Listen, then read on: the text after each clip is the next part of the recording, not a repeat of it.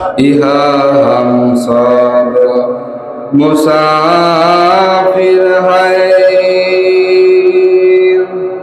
कब्र आखिर ठिकाना,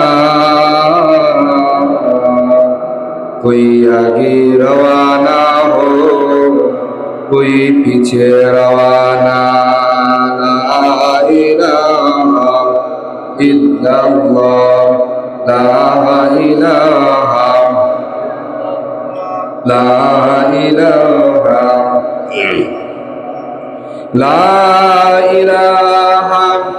ইল্লাল্লাহ মুহাম্মাদুর রাসূলুল্লাহ সাল্লাল্লাহু আলাইহি ওয়াসাল্লাম। সকলেই পড়ি সাল্লাল্লাহু আলাইহি ওয়াসাল্লাম। আলহামদুলিল্লাহ, আল্লাহ রাব্বুল আলামিনের দরবারে অসংখ্য শুকর ও সুজুদ জ্ঞাপন করছি যে মহান রব্বুল আলামিন আপনাকে আমাকে দুনিয়ার সর্বোত্তম জায়গা মসজিদ আজান হওয়ার পরপরই দুনিয়ার সমস্ত কাজ থেকে ফারেক করে আল্লাহ তাআলার ঘরে আসার বসার এবং আল্লাহকে কিছুক্ষণ ডাকার তৌফিক দান করেছেন। সেই জন্য সে মহান রব্বুল আলামিনের দরবারে মন থেকে দিল থেকে কালিমাতুশ শুকর আদায় করে বলি আলহামদুলিল্লাহ।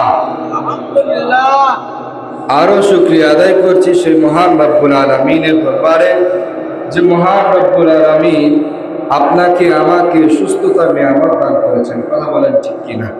প্রতি জুমায় প্রায় আমি বলি আল্লাহ রব্বুল আলামিনের এই জমিনে, আল্লাহ রব্বুল আলামিনের এই জমিনে সবচেয়ে বড় নিয়ামত হচ্ছে আল্লাহ তাআলার সুস্থতা। আল্লাহ রব্বুল আলামিন যদি আপনারে আমারে অসুস্থ বানায়া হাসপাতালের বেডের ভিতরে শোয়া রাখতো, মুহতারাম হাজিরিন, আপনি আর আমি কিন্তু চাইলেও মসজিদে আসতে পারতাম না। কথা বলেন ঠিক কিনা? আপনি আর আমি যতই চাই না কেন, আল্লাহ রাব্বুল আলামিন যদি আপনার আমাকে সুস্থ না রাখেন, আল্লাহ রাব্বুল আলামিনের যদি সুস্থতার নিয়ামত না দেন, তাহলে আপনি আর আমি চাইলেও শত চেষ্টা করলেও মসজিদে আসতে পারবো না। কথা বলেন ঠিক কিনা? মসজিদে আসার জন্য আল্লাহ রাব্বুল আলামিনের তৌফিক, আল্লাহ রাব্বুল আলামিনের তৌফিক অর্জন হয়। কথা বলেন ঠিক কিনা? আজান হয়েছে প্রায় আধা ঘন্টা হয়ে যায়, কিন্তু মসজিদে মানুষ এখনো নাই। এতে বোঝা যায় আল্লাহ রাব্বুল আলামিন অন্য থেকে আপনাকে উত্তম দামি বানাইয়া আল্লাহ রাব্বুল আলামিন আপনারে আমারে ভালোবেসে মহাব্বত করেন বিদায় আল্লাহ রাব্বুল আলামিন আগে আগে মসজিদে নিয়ে আসছে। কথা বলেন ঠিক কিনা? মুহতারাম হাজিরিন, আপনাদের সামনে কুরআনুল কারীম থেকে একটি সূরা তেলাওয়াত করা হয়েছে, সূরা নাসর। আল্লাহ রাব্বুল আলামিন এই সূরার ভিতরে বলে ইদা জাআ নাসরুল্লাহি ওয়াল ফাত। আপনার আমার নবী কে আল্লাহ রাব্বুল আলামিন যারা দিলেন ইদা জাআ নাসরুল্লাহি ওয়াল ফাত, যখন বিজয় আসবে, যখন দেখবেন ইদা জাআ নাসরুল্লাহি ওয়াল ফাত, আল্লাহ রাব্বুল আলামিনের সাহায্য আর আল্লাহ রাব্বুল আলামিন এর সাহায্য যখন আসবে, তখন আপনি বিজয় হয়ে যাবেন।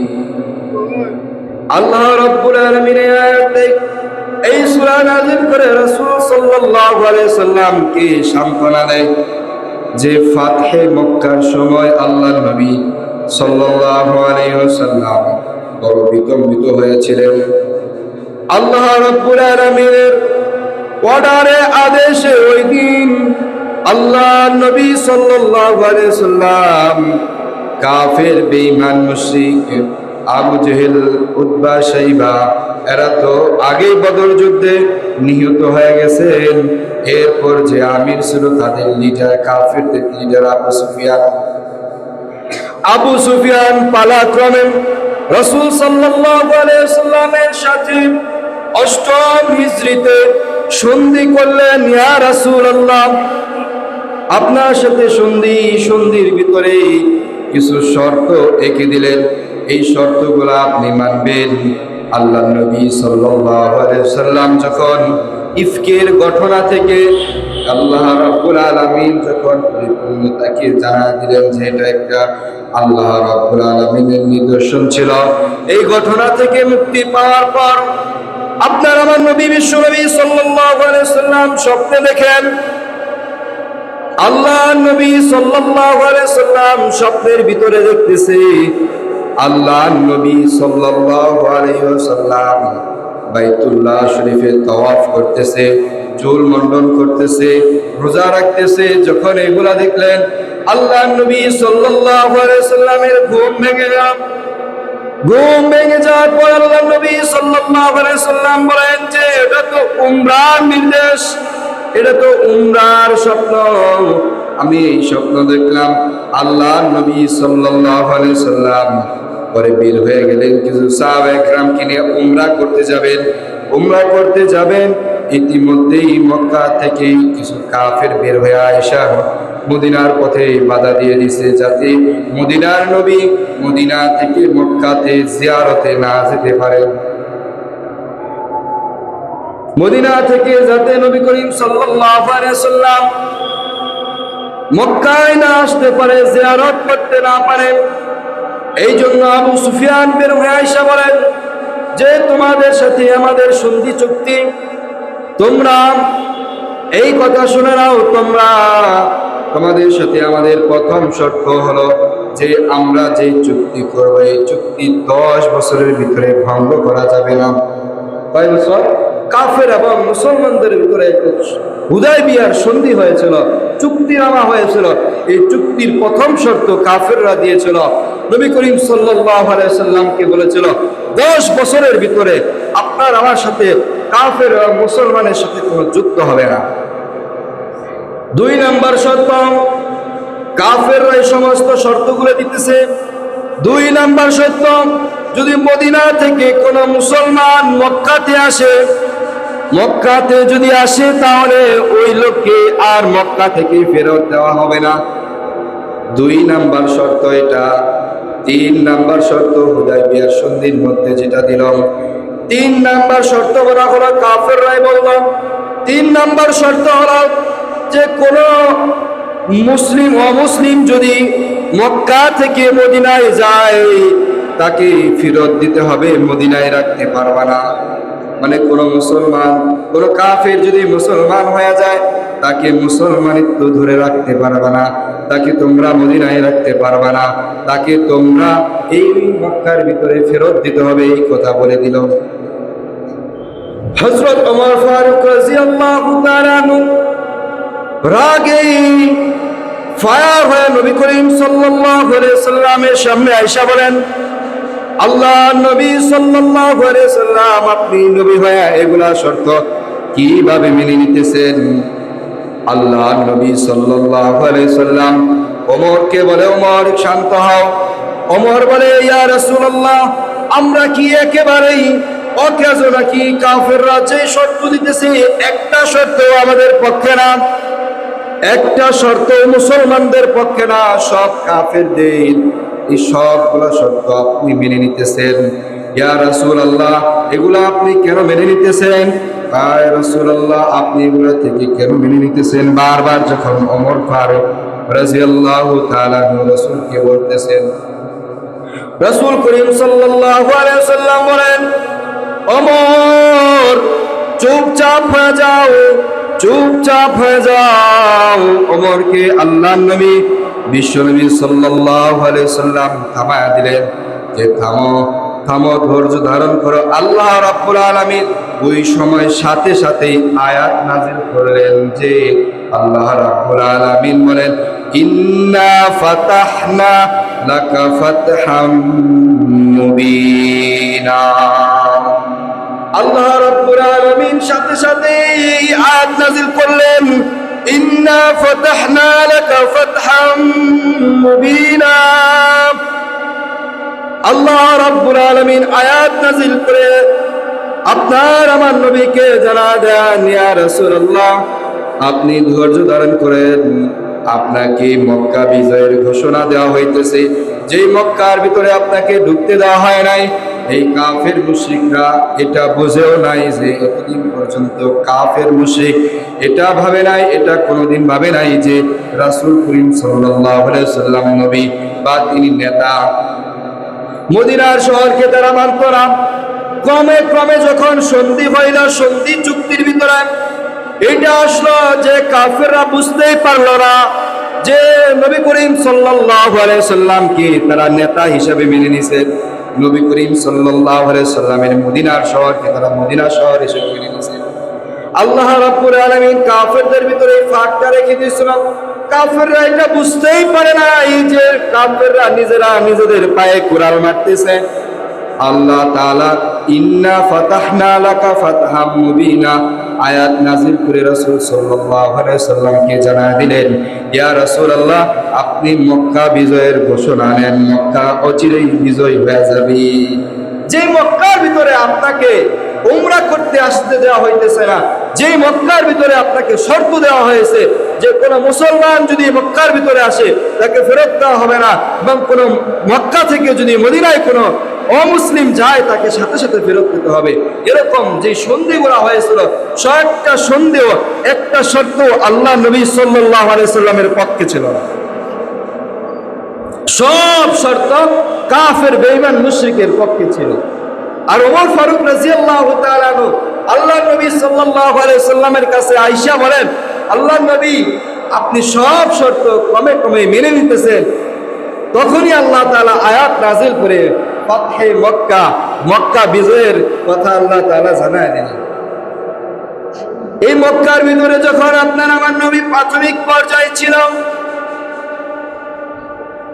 প্রাথমিক পর্যায়ে যখন আপনার আমার নবী এই মক্কার ভিতরে ছিল, মুহতারাম হাজরিন ভালো করে বুঝবেন, মক্কার ভিতরে আপনার আমার নবী যখন ছিল, কাফের বেঈমান মুশরিক তখন আল্লাহর নবী সাল্লাল্লাহু আলাইহি সাল্লামকে তেমন কিছু বলে নাই। আল্লাহর নবীকে কাফের বেঈমান মুশরিকরা সকলেই জানত, সকলেই চিনত মুহাম্মদকে এক নামে মুহাম্মদ আল আমিন। মুহাম্মদ সত্য কথা বলে, মুহাম্মদ সত্যবাদিতা, এই কথা সকলের মুখে মুখে ছিল। কাফেররা এটা বিশ্বাস করত যে মুহাম্মদ সাল্লাল্লাহু আলাইহি সাল্লাম যখন প্রাথমিক পর্যায়ে মক্কার ভিতরে ছিল, দাওয়াত দেওয়ার এক মুহূর্তেই কাফের বেঈমানরা মুহাম্মদ সাল্লাল্লাহু আলাইহি সাল্লামকে এটা ভাবতো যে তিনি আল আমিন, কখনো মিথ্যা কথা বলে না। আল্লাহ নবী সাল্লাল্লাহু আলাইহি সাল্লামের কাছে যখন আল্লাহ তাআলা দ্বীনের দাওয়াত দিতে বললেন, আল্লাহ নবী সাল্লাল্লাহু আলাইহি সাল্লাম যখন একের পর এক কে দাওয়াত দিতে শুরু করলো, মক্কার ভিতরে প্রাথমিক পর্যায়ে কথা বলতেছি, মক্কার ভিতরে যখন আল্লাহ নবী সাল্লাল্লাহু আলাইহি সাল্লাম দাওয়াত দিতে শুরু করলেন, দাওয়াত দিতে দিতে এমন হইতেছে যে কাফের বেঈমান মুশরিকদের মাথা গরম হয়ে গেছে, ক্রমে ক্রমে মুসলমানের সংখ্যা বেড়ে যাইতেছে। আল্লাহ নবী সাল্লাল্লাহু আলাইহি সাল্লাম দাওয়াত দেয়, মুসলমান হয়ে যায়, ক্রমে ক্রমে মুসলমানের সংখ্যা বাড়তেছে। এটা দেখে কাফের বেঈমান মুশরিকদের মাথা গরম। কাফের বেঈমান মুশরিকরা আল্লাহ নবী সাল্লাল্লাহু আলাইহি সাল্লামকে প্রাথমিক পর্যায়ে নিষেধ করলেন যে মুহাম্মদ, তুমি দ্বীনের দাওয়াত দিতে বন্ধ করো, দ্বীনের দাওয়াত বন্ধ করে দাও, তুমি যে কালেমার দাওয়াত দিতেছো এটা দিও না, আমাদের যে ধর্ম আছে এই ধর্মে ফিরে আসো। এই কথা বলতেছে, যখন দেখতেছে যে মুহাম্মদ তার ধর্মের উপর অটল, এই যখন এটা দেখলো কাফের বেঈমানরা ক্রমে ক্রমে ক্রমে তার চাচার কাছে চলে গেলাম। চাচা আবু তালিব তখনও জীবিত। চাচার কাছে যা বলে, আবু তালিব, তোমার ভাতিজাকে নিষেধ করো, মক্কার ভিতরে যেভাবে দাওয়াত দিতে শুরু করছে, মক্কার ভিতরে যেইভাবে মানুষকে মুসলমান বানাতে শুরু করছে, এক সময় মুসলমানের সংখ্যা বেড়ে যাবে। তোমার ভাতিজাকে নিষেধ করো, এই দাওয়াত, এই ধর্মের দাওয়াত থেকে নিষেধ করো, যাতে এই ধর্মের দাওয়াত না দেয়। আবু তালিব চাচা রাসূল সাল্লাল্লাহু আলাইহি ওয়াসাল্লাম কে ডাকিয়া বলেন, ভাতিজা আমার, তুমি দাওয়াত দিতেছো ভালো কথা, কাফের বেঈমান মুশরিকরা তোমার পিছনে লেগেছে, তুমি এই দাওয়াত থেকে ফিরে আসো। আল্লাহ নবী সাল্লাল্লাহু আলাইহি সাল্লাম বলেন, না, আমি কোনোদিন ফিরব না। এক সময় আল্লাহ নবী সাল্লাল্লাহু আলাইহি সাল্লামকে কাফির বেঈমান মুশরিকদের পক্ষ থেকে অফার করা হলো, তোমাকে বাদশাহিত্ব লাগলে বাদশাহিত্ব দেওয়া হবে, মন্ত্রিত্ব লাগলে মন্ত্রিত্ব দেওয়া হবে, তারপর তুমি ধর্মের দাওয়াত দিতে, তুমি ধর্মের দাওয়াত থেকে ফিরে আসো। আল্লাহ নবী সাল্লাল্লাহু আলাইহি সাল্লাম বলে, তোমরা যদি আমার হাতে এক হাতে সূর্য অপর হাতে চন্দ্র এনে দাও, তারপরও আমি আমার ধর্ম থেকে এক পা পিছু সরব না। এই কথা যখন বলে দিলেন, তখন সকল কাফেরদের মাথা গরম হয়ে গেল। কোন ক্রমেই দাওয়াত বন্ধ করতে পারতেছে না, কি করবে এখন? তখন তারা সকলেই মিলে একটা বৈঠকের ব্যবস্থা করলো, একটা সমাবেশ, একটা লোকের আয়োজন করা হলো। সব গোত্র থেকে একজন করে, দুইজন করে সব মানুষ একত্র জায়গায়, এক জায়গায় জড়ো হয়েছে যে কিভাবে তাকে প্রতিহত করা যায়, কিভাবে তার দাওয়াত বন্ধ করা যায়, এই সমালোচনা তারা করতে শুরু করলো। আর এই বৈঠকের নাম ছিল দারুন নাদওয়া। কি? দারুন নাদওয়ার বৈঠকের ভিতরে রাসূল সাল্লাল্লাহু আলাইহি সাল্লাম দ্বীনের দাওয়াত দেয় বিদায় রাসূল সাল্লাল্লাহু আলাইহি সাল্লামকে কিভাবে দ্বীনের দাওয়াত থেকে সরানো যায়, এই জন্য কাফেররা একটা বৈঠক করেছিল। ওই বৈঠকের নাম হলো দারুন নাদওয়া।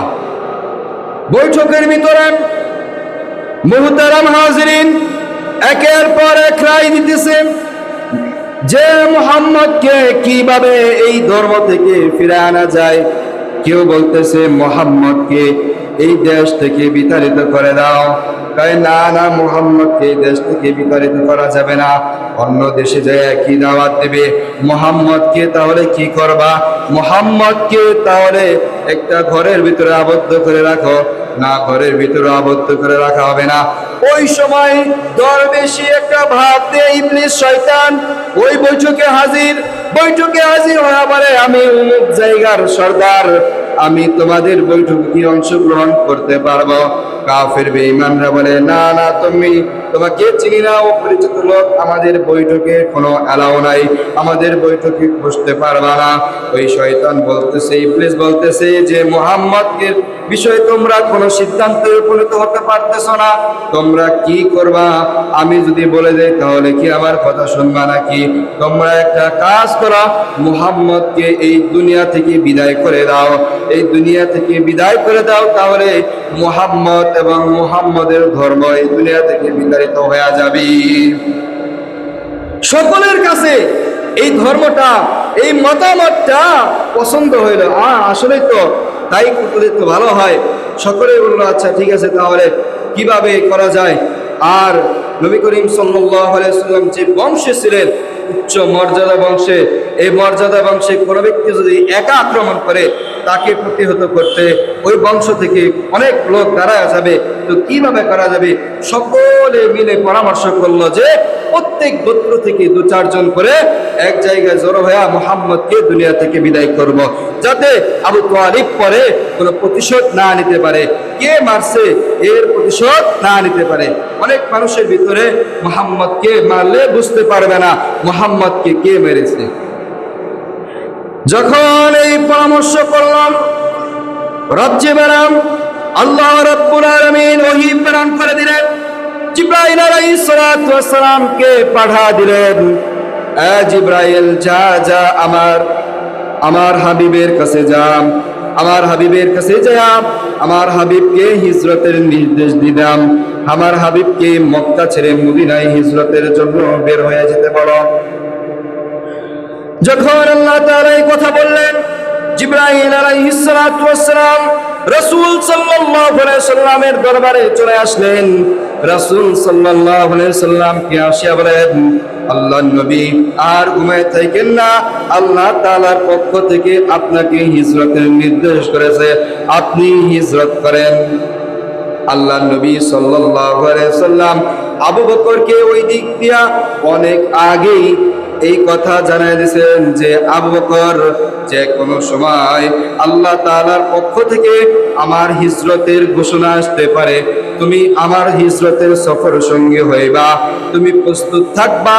এই কথা যখন আবু বকরকে বলে দিছে, আবু বকর রাদিয়াল্লাহু তাআলা আনহু, এমন কোন রাত্র নাই যে আবু বকর রাদিয়াল্লাহু তাআলা আনহু নবী করিম সাল্লাল্লাহু আলাইহি সাল্লামের জন্য দরজার কিনারায় বসে বসে তার জন্য অপেক্ষা করেছেন।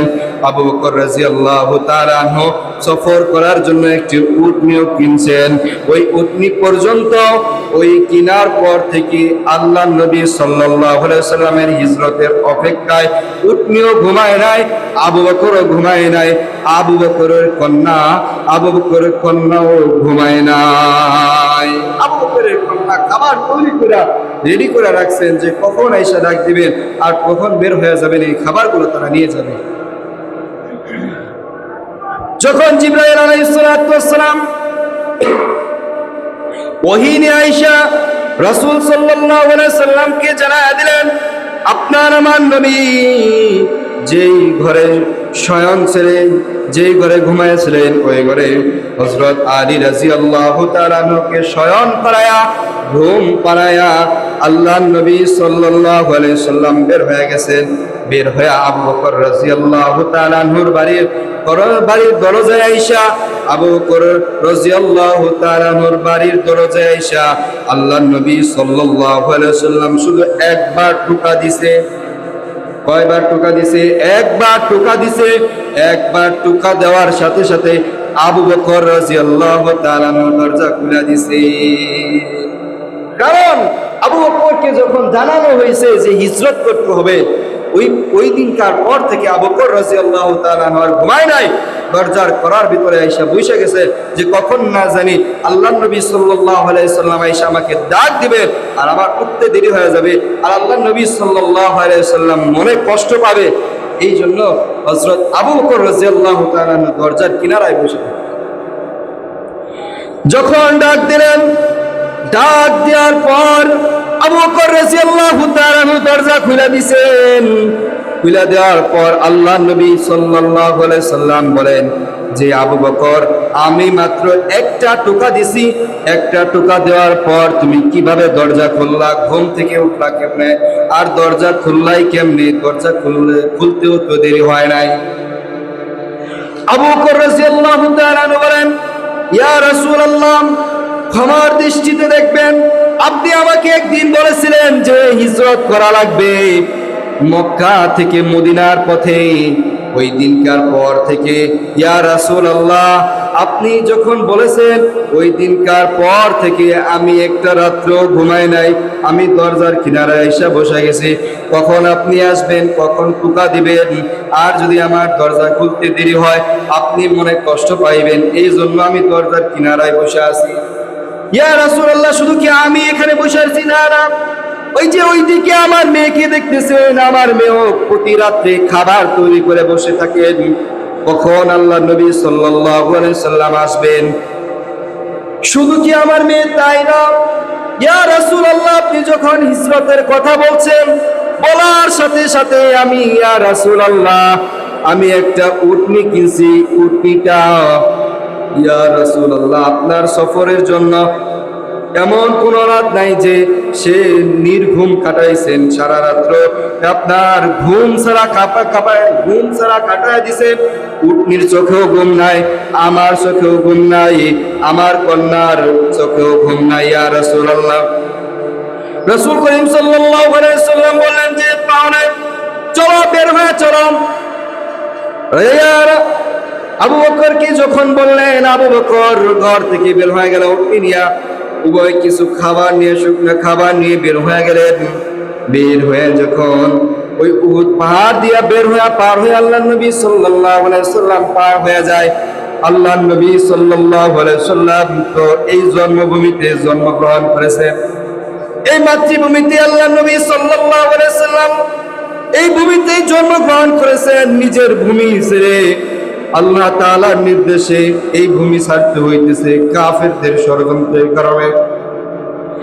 কারণ আল্লাহর নবী সাল্লাল্লাহু আলাইহি সাল্লাম যদি এই ভূমিতে থাকেন, তাহলে আল্লাহর নবী সাল্লাল্লাহু আলাইহি সাল্লামকে আর বাঁচতে দেওয়া হবে না।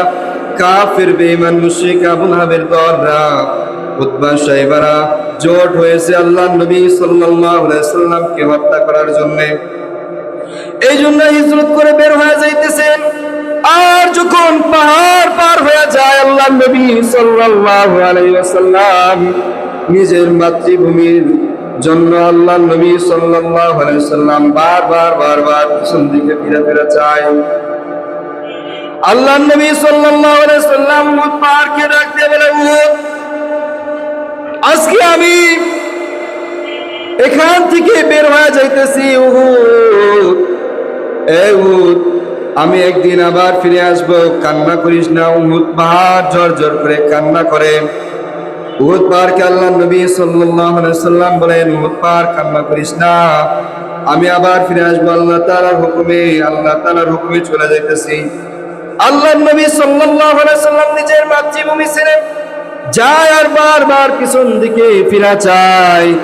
তখন আবু বকর রাদিয়াল্লাহু তাআলা আনহু ডাকতে বলেন, ইয়া রাসূলুল্লাহ, আপনি কেন বারবার পিছন দিকে ফিরে চান? আল্লাহর নবী সাল্লাল্লাহু আলাইহি ওয়াসাল্লাম বলে, এটা আমার মাতৃভূমি, এখানে আমি জন্মগ্রহণ করেছি। আজকে আমি এই ভূমি ছেড়ে চলে যাইতেছি। এই ভূমির জন্য আমার বড় মায়া হইতেছে, এই ভূমির জন্য আমার মায়া হইতেছে। আর সামনের দিকে অগ্রসর হইতে আল্লাহর নবী সাল্লাল্লাহু আলাইহি ওয়াসাল্লাম হীরা পর্বতে ওইখানে আশ্রয় নিলেন। কাফের বেঈমান মুশরিকরা অপরদিকে মক্কার ভিতরে দেখে গুঞ্জন উঠে গেছে, মুহাম্মদ মক্কার ভিতরে নাই, মুহাম্মদ কই জানি চলে গেছে। মুহাম্মদকে সকলেই তালাশ করতেছে। অপরদিকে হীরা পাহাড়ের ভিতরে, পর্বতের ভিতরে আল্লাহর নবী সাল্লাল্লাহু আলাইহি ওয়াসাল্লাম চলে গেলেন।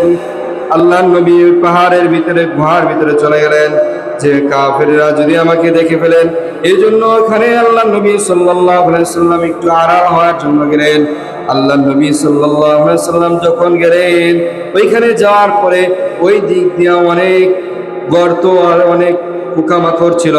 সবগুলোকে আবু বকর রাদিয়াল্লাহু তাআলা আনহু সরাইয়া দিলেন হাত দিয়ে যখন সরাইয়া দেওয়ার পর আল্লাহর নবী সাল্লাল্লাহু আলাইহি ওয়াসাল্লামকে বলেন যে, ইয়া রাসূলুল্লাহ, অনেক দূর সফর করে আসছেন, আপনি খুব ক্লান্ত। ইয়া রাসূলুল্লাহ, আপনি একটু ঘুমান, আমি আর চারপাশ দিয়ে দেখতেছি। আল্লাহর নবী সাল্লাল্লাহু আলাইহি ওয়াসাল্লাম একটু তন্দ্রায় চলে আসলেন। আবু বকর রাদিয়াল্লাহু তাআলা আনহু দেখেন যে গুহার চারপাশে গর্ত রয়েছে। আবু বকর রাদিয়াল্লাহু তাআলা আনহু তার যে বুকসার ভিতরে তার যেই মাল ছিল, মালের ভিতরে যে কাপড় চাপড় ছিল, সবগুলো ছিঁড়ে ওই কাপড় যেই গর্ত ছিল, গর্তগুলো মুঞ্জাইতেছিল।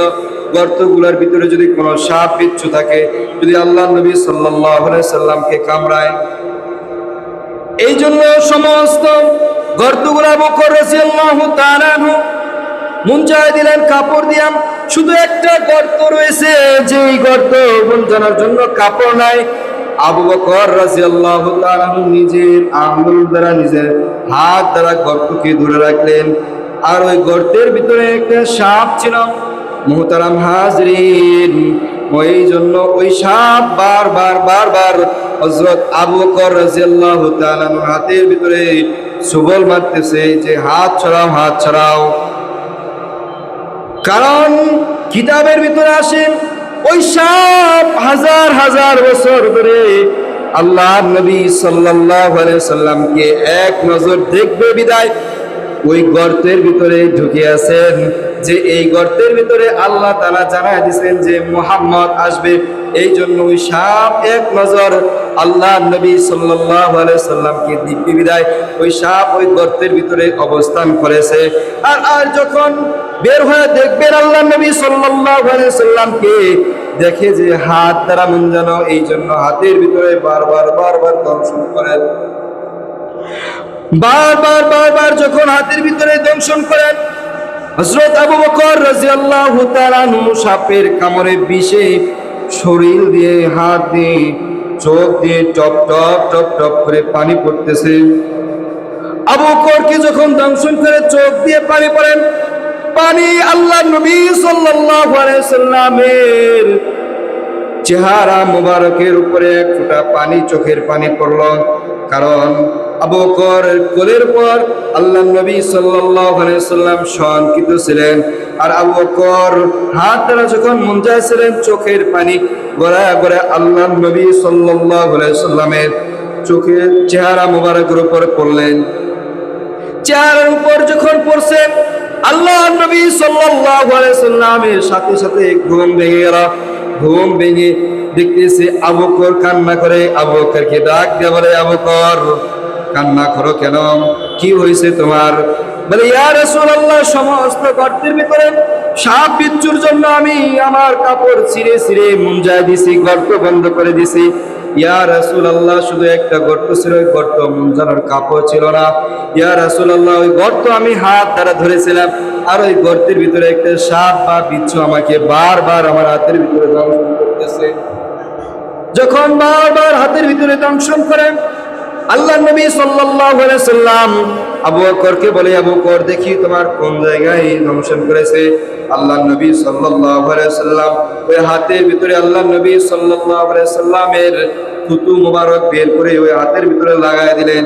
সাথে সাথে আবু বকর এই যে বিষ পানি হয়ে গেছে। আবু বকরের জ্বালা যন্ত্রণা অনেকটাই কমে গেছে। আর বলতেছে, ইয়া রাসূলুল্লাহ, এখন আমার আর জ্বালা যন্ত্রণা নাই, আমার আগে থেকে অনেক ভালো লাগতেছে। ওই সাপ বের হয়েছে। আল্লাহ নবী সাল্লাল্লাহু আলাইহি সাল্লামকে এক নজর দেখে ওই সাপ ভিতরে চলে গেছে। মুহতারাম হাজির, যেটা বলতেছিলাম, আল্লাহ নবী সাল্লাল্লাহু আলাইহি সাল্লাম দিনের দাওয়াত দিতে গিয়া কাফের বেঈমান মুশরিকের অত্যাচারে নিজের জন্মভূমি ছেড়ে অন্য জন্মভূমি যাওয়া লাগছে। যখন আল্লাহ নবী সাল্লাল্লাহু আলাইহি সাল্লাম যায়, বারবার ফিরে চায় আর বলে, আশিক নবী দিওয়ানা, নবীজিরে ভুইল না, এমন দরদি নবী পাইবা না। কথা বলেন। আমরা তো অল্পতেই আপনার আমার নবীকে ভুলে যাই। আপনার আমার নবী আপনার আমার জন্য এত কষ্ট করে গেছেন, আর আমি আর আপনি আপনার আমার নবীর জন্য কিছুই করতে পারি না। নবীর আদর্শ দাঁড়িয়ে রাখতে পারি না। কথা বলেন ঠিক কিনা? নবীর আদর্শ জুব্বাও রাখতে পারি না। আল্লাহ নবী সাল্লাল্লাহু আলাইহি সাল্লাম হাদিসের ভিতরে জানায়া দেন, আউয়ালু মা ইউহাসাবু বিহিল আবদু ইয়াউমাল কিয়ামাতিস সালাহ। কিয়ামতের ময়দানে আল্লাহ নবী সাল্লাল্লাহু আলাইহি সাল্লাম বলেন, আল্লাহ তাআলা সর্বপ্রথম নামাজের হিসাব নেবে। কিসের হিসাব? নামাজের হিসাব নেবেন। আল্লাহ রাব্বুল আলামিন কিয়ামতের ভিতরে সর্বপ্রথম নামাজের হিসাব নেবে। আর এই জন্য আল্লাহ নবী সাল্লাল্লাহু আলাইহি সাল্লামের যখন ইন্তেকাল হয়ে যায়, আল্লাহ নবী সাল্লাল্লাহু আলাইহি সাল্লাম যখন মুমূর্ষু অবস্থায়, তখনও আল্লাহ নবী সাল্লাল্লাহু আলাইহি সাল্লামের কয়েক ওয়াক্ত নামাজ কাজা হয়ে যায়। এই জন্য অসুস্থ অনেক বেশি আল্লাহ নবী সাল্লাল্লাহু আলাইহি সাল্লাম মসজিদে যাইতে পারে না। আল্লাহ নবী সাল্লাল্লাহু আলাইহি সাল্লাম আয়েশাকে বলে, আয়েশা, পর্দা সরায় দাও, দেখি আমার সাহাবা একরাম নামাজ পড়ে কিভাবে। দেখলেন যে সাহাবা একরাম নামাজ পড়তেছে, আবু বকর রাদিয়াল্লাহু তাআলা আনহু জামাতের ইমামতি করতেছে। বলতেছে, যখন আজরাইল আলাইহিস সালাতু ওয়াস সালাম আল্লাহ নবী সাল্লাল্লাহু আলাইহি সাল্লামের কাছে আয়েশা অনুমতি চাইলেন, আল্লাহ নবী সাল্লাল্লাহু আলাইহি সাল্লাম অনুমতি দিতেছে না যে তুমি আমার জান কবজ করবা, পরে কিন্তু আমাকে আগে আল্লাহ তাআলার কাছ থেকে এই গ্যারান্টি এনে দাও। জিবরাইল আলাইহিস সালাতু ওয়াস সালাম আয়েশা বলেন যে, আল্লাহ নবী, আপনার কি হয়েছে, আপনার কিসের গ্যারান্টি লাগবে? আল্লাহ নবী সাল্লাল্লাহু আলাইহি সাল্লাম বলেন যে, আমি তো দুনিয়াতে থাকবো না, আমার উম্মত যারা আমার পরবর্তীতে আসবে তাদের কি অবস্থা হবে, তাদের কিয়ামতের কি অবস্থা হবে, তারা জাহান্নামী, তারা জাহান্নাম থেকে কিভাবে ফিরবে, তাদেরকে জান্নাতের ঘোষণা নিয়ে তারপরে আমি আমার এই ইন্তেকালের দিকে যাব, আমি আমার মরার অনুমতি দিব। যখন এই কথা বলেছেন, বলার পর জিবরাইল আলাইহিস সালাতু ওয়াস সালাম আল্লাহ তাআলার কাছে চলে গেছেন। আল্লাহ তাআলার কাছে বলে, ইয়া আল্লাহ, এই কথা বলেছে, বলল আল্লাহ রাব্বুল আলামিন যে সংবাদ জানায়া দাও, কিয়ামতের ময়দানে আল্লাহ নবী সাল্লাল্লাহু আলাইহি সাল্লাম যার জন্য সুপারিশ করবে তাকেই জান্নাতে দিয়ে দেওয়া হবে। যার জন্য সুপারিশ করবে তাকেই জান্নাতে দেওয়া হবে। পাক্কা যদি জাহান্নামে হয়, তার জন্য যদি আল্লাহ নবী সাল্লাল্লাহু আলাইহি সাল্লাম সুপারিশ করেন, তাকেও জান্নাতে দিয়ে দেওয়া হবে। এখন কথা হলো, আপনার আমার জন্য কি আল্লাহ নবী সাল্লাল্লাহু আলাইহি সাল্লাম সুপারিশ করবে কিনা? সুপারিশ করবে? করবে? আল্লাহ নবী সাল্লাল্লাহু আলাইহি সাল্লামের যত আদর্শ আছে, আল্লাহ নবী সাল্লাল্লাহু আলাইহি সাল্লামের আদর্শগুলো যদি আমরা ধরে ঠিকমতো চলতে পারি, তাহলেই আল্লাহ রাব্বুল আলামিন আপনার আমার জন্য কিয়ামতের ময়দানে সুপারিশ করবেন। কথা বলেন ঠিক কিনা? আর ফাতহে মক্কার ঘটনা শেষ হলো না। ইনশাআল্লাহ যদি আগামী সপ্তাহে বলার তৌফিক হয়, ইনশাআল্লাহ আগামী সপ্তাহে ফাতহে মক্কার ঘটনা বলবো। মুহতারাম হাজরিন, জানেন আমাদের মসজিদে নতুন মসজিদের অনেক যেরকম কার্পেট আনা হয়েছে, কার্পেটে অনেক টাকা চলে গেছে। আবার আমাদের আরো কার্পেট প্রয়োজন, পিছনের কাপড়গুলো অনেক ময়লাযুক্ত, এগুলো তো নামাজ পড়তেও অন্যরকম লাগে। এই জন্য